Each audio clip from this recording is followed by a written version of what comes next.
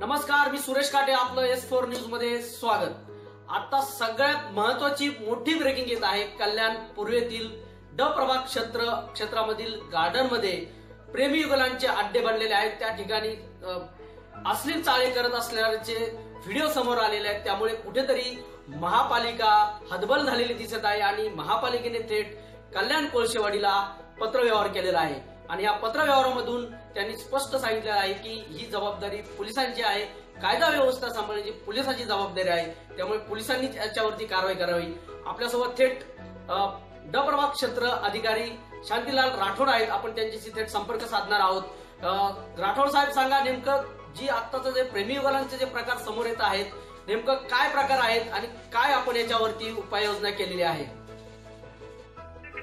बसतात दुपारी, काही वेगळे टाळे करत बसतात, काय करतात। आम्ही आमचं सिक्युरिटी लावतो, ते आपलं तेवढं पुरते पळून जातात, ते करतात। पाठीमागे टेकडी पण आहे ना। ओके ओके, हा तिथे पण ते लोक पोरं हे करतात, पोरी। आता किती दिवस त्यांना आपण मागे लागलो, आम्ही सिक्युरिटी पण त्यांना म्हणतो हाकला या नाही, त्यासाठी बोलवलं होतं, पत्र दिलेलं आहे त्यांना।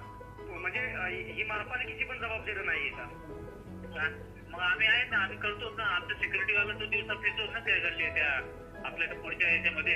ओके, पण हे कधी ऑफिस बंद झालं 5:30-6:00-7ला जर अंधार झाला तर तिथे जास्त हे असं होतं ना। उद्या काही प्रॉब्लेम झाला तर कोणी करायचं ते सांगा मला।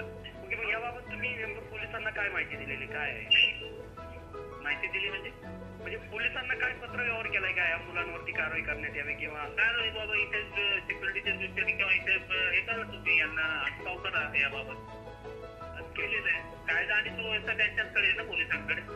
आणखी परंतु महापालिकेकडून काय व्यवस्था केलेली आहे तिथे आपल्या त्या गार्डन मध्ये? महापालिका काय व्यवस्था केली मला सांगतो बरं।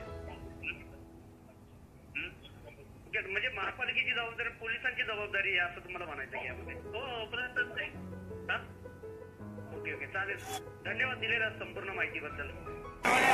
तर अशा पद्धतीने कल्याण डोंबिवली महानगरपालिकेचे अधिकारी शांतीलाल राठोड यांनी देखील जबाबदारी झटकलेली आहे आणि थेट पोलिसांकडे बोट केलेला आहे। त्यामुळे एकूणच जर बघितलं तर या महापालिकेमध्ये किती बेजबाबदारपणाने कारभार चालतो। कारण की हे जे गार्डन जे आहे, हे गार्डन यांच्या हद्दीमध्ये आहे, यांच्या अधिकारामध्ये आहे, परंतु कायदा सुव्यवस्थेची बाब समोर करून त्यांनी थेट पोलिसांना पत्रव्यवहार केलेला आहे आणि पोलिसांकडेच बोट केलेला आहे। त्यामुळे नक्कीच या संपूर्ण घटनेवरून एक गोष्ट लक्षात येते की महापालिका आपली जबाबदारी पूर्णपणे झटकत आहे।